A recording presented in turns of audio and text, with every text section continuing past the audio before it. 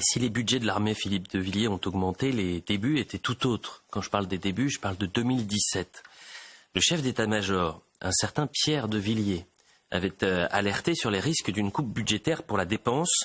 850 millions d'euros d'économies étaient réclamés à l'époque par Bercy. Et la veille du 14 juillet, voilà ce qu'avait dit Emmanuel Macron lors de son traditionnel discours aux armées.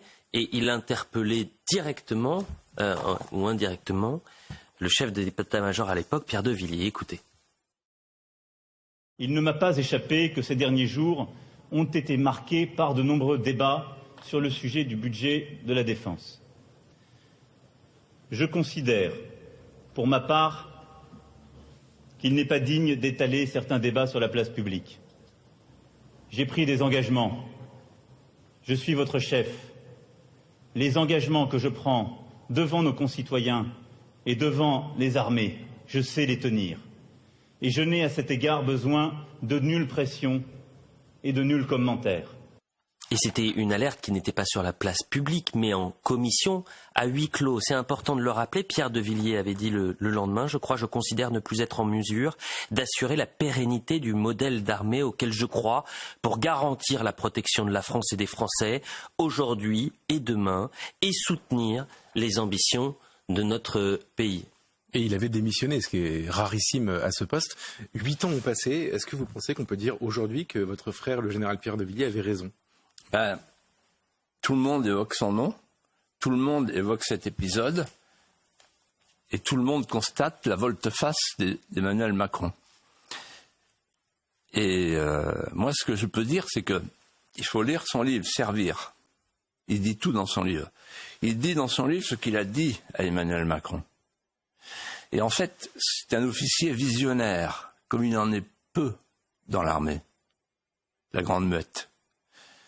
Pourquoi c'est un officier visionnaire ? Parce qu'il avait vu, et probablement il a dit à Emmanuel Macron, j'étais pas là pour tendre l'oreille, mais j'imagine, il a dû dire à Emmanuel Macron, votre nouveau monde est désormais l'ancien monde, car nous sommes entrés dans un post-monde.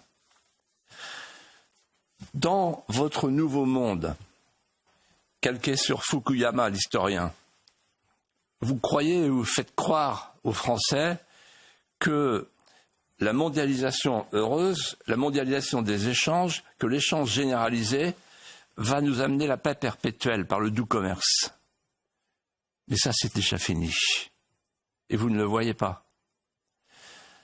Pourquoi ? Parce que aujourd'hui, les chaînes de valeur globale qui sont censées être inextricables et créer des liens inextricables entre les nations, c'est le passé. Ce qui vient, c'est 3 phénomènes nouveaux. Il faut relire ce livre, Servir. C'est un livre magistral, comme Vers l'armée de métier. Premier phénomène, le retour des États-puissances, le retour des logiques de puissance. Et là, qu'est-ce qu'on voit en ce moment ? L'Amérique veut retrouver la Grande Amérique. La Chine veut retrouver l'Empire du Milieu. Les Turcs rêvent de l'Empire ottoman. Les Iraniens rêvent de la Perse. Et la Russie rêve de l'accès aux mers chaudes. Deuxième phénomène, le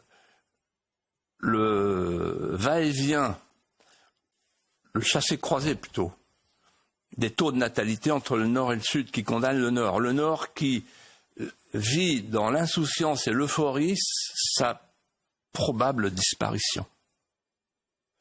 Et le Sud qui se déverse par vagues successives dans le cadre de ce qu'on appelle l'immigration invasive et qui va faire payer très cher au Nord le traité de Tordesillas.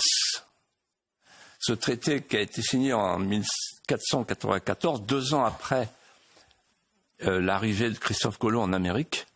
Ce traité au terme duquel le monde est divisé par un méridien en 2 parties à conquérir ou déjà conquises entre les Portugais et les Espagnols. Et c'est ça qu'on paye aujourd'hui, c'est une recolonisation, une revanche décoloniale, la revanche du Sud sur le Nord. Et le troisième phénomène, qui est lié au second, c'est l'effondrement du système institutionnel. L'ONU, ils font plus rien. La CPI, l'OMC, l'OMS, etc., tous ces organismes-là sont disqualifiés. Et qu'est-ce qu'on voit arriver? Le Sud global, les BRICS, c'est-à-dire un nouvel ordre mondial qui se substitue à l'ordre mondial précédent. Et dans ce cadre-là, le général Pierre de Villiers, c'est son honneur, a tiré la sonnette d'alarme en disant attention, attention, pour faire une armée moderne, il faut 20 ans. Et donc le temps qu'on va perdre en faisant des coupes budgétaires pour des raisons de commodité politique immédiate, c'est un temps perdu définitivement.